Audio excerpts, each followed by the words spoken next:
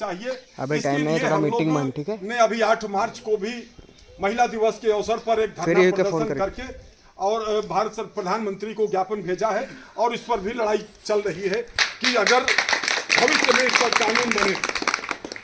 और वक्फ बोर्ड, ये वक्फ बोर्ड पूरी तरह से समाप्त होना चाहिए। इसके लिए हम लोगों ने 30 मार्च को काशीराम इको गार्डन लखनऊ में धरना रखा है। हम विशेष रूप से आप सब लोग जगह जगह जो मीटिंग कर रहे हैं क्षेत्र में घूम घूम करके, हम यही आह्वान सभी से कर रहे हैं कि 30 मार्च को 11 बजे आप लोग आइए, एक आवाज बनिए, एक ताकत बन करके। जब देखिए बहुत सीधी बात है, भारत का जो लोकतंत्र है कहीं न कहीं यह है कि वह भीड़ तंत्र है। अगर हम कहते हैं कि यहाँ पर आप सब लोग न होते, खाली रिंकू और अहिबरन सिंह जो है होते, हम लल्ला भैया आए होते और 2-4 और लोग होते तो शायद इतनी बात न हो पा रही होती। लेकिन आज आप सब लोग की उपस्थिति में हम लोग ये बात कर रहे हैं और आप लोगों के माध्यम से यह चर्चा और लोगों जन सामान्य के बीच में जो है जाएगी। धीरे धीरे इस मुद्दे पे जन समर्थन जुटेगा और हमें पता है कि एकाएक किसी भी आंदोलन को आम जन का समर्थन नहीं मिलता है।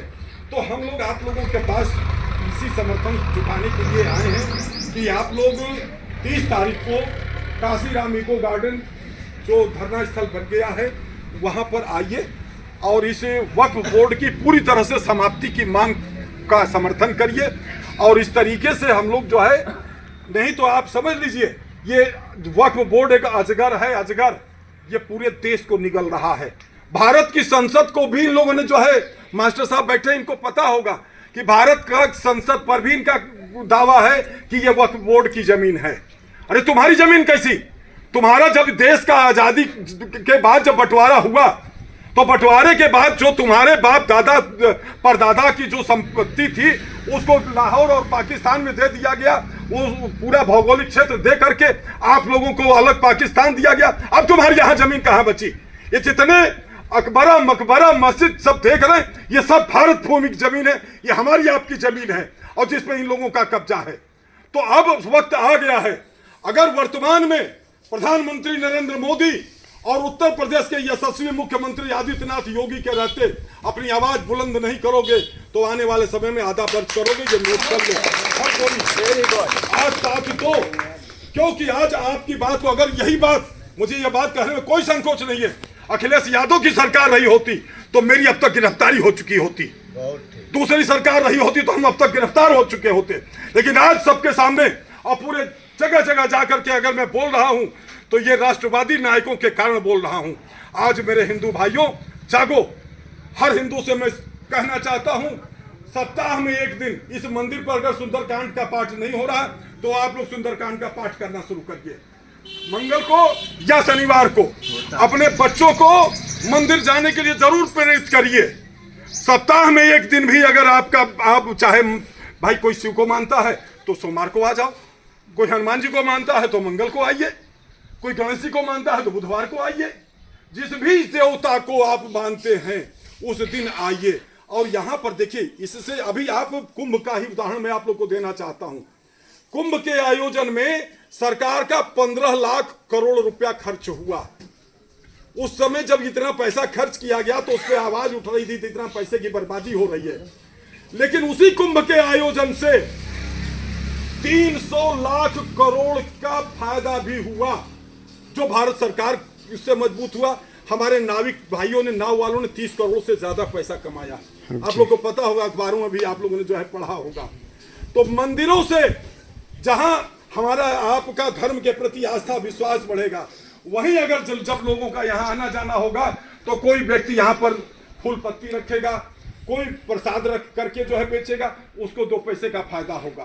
तो मंदिरों से जहां हमारी धार्मिक आस्था बढ़ेगा। आप एक बात देखो, उनका बच्चा 5 साल का बच्चा भी शुक्र को जो है नमाज पढ़ने जाता है, लेकिन आपके हमारे बच्चे क्या मंदिर जाते हैं? नहीं जाते हैं। नहीं जाते। तो ये बात हम आप लोगों से कहना चाहते हैं कि मंदिर जरूर जाना शुरू करिए। मंदिर की व्यवस्था में, मंदिर के संचालन में किसी भी रूप में थोड़ा बहुत योगदान करिए, आपका धर्म स्थल ऊंचा उठेगा। आज देखिए, हम जब आए थे, पिछली बार आए थे तो इसकी पुताई उताई का आप लोग जो है वो करा रहे थे, दशहरा के समय भी की तैयारी जो है हो रही थी। आज धीरे धीरे आपका मंदिर जो है, आप सब लोगों का धीरे धीरे विकास हो रहा, बहुत अच्छा हमें भी लग रहा है। इसी तरीके से और प्रगति की दिशा में यह आगे बढ़े। तो साथ ही मैं एक और अपील आप लोगों से अपील करूंगा कि घर से जब भी निकलो, उनका देखते हो टैया भर का है, वह जालीदार टोपी पहने रहता है। आप लोग माथे में तिलको नहीं लगाते हो, आप कलावा भी नहीं पहनते हो। तो अपनी पहचान, हिंदुत्व की पहचान अपनी बनाओ। माथे से पर तिलक लगा करके निकलो, घर से जब भी निकलो कलावा आपके हाथ में जरूर होना चाहिए। आपकी हिंदुत्व की पहचान, और गर्व से कहो हम हिंदू हैं।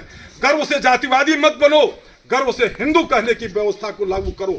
जिस दिन हम सब हिंदुत्ववादी हो जाएंगे, उसी दिन से धर्म जागरण, राष्ट्र जागरण का अभियान बहुत आगे बढ़ेगा। तो मैं ज़्यादा कुछ न कहते हुए आप लोगों से एक ही अपील करूँगा, 30 तारीख को आप लोग काशीराम इको गार्डन धरना स्थल पर आइए और वक्फ बोर्ड की समाप्ति की आवाज़ में अपनी आवाज़ मिलाइए, ताकि दिल्ली में भी उसी दिन जो है धरना हो रहा है और उत्तर प्रदेश में भारत रक्षा दल के नेतृत्व में यह धरना होने जा रहा है। इसकी आवाज़ बहुत दूर तक जाएगी और इसी सत्र में कुछ बड़ा होगा। लेकिन ये बड़ा तभी होगा जब चारों तरफ से एक सम्मिलित आवाज़ देश की सरकार तक पहुंचेगी। तो मैं अपनी वाणी को विराम देता हूं। धन्यवाद।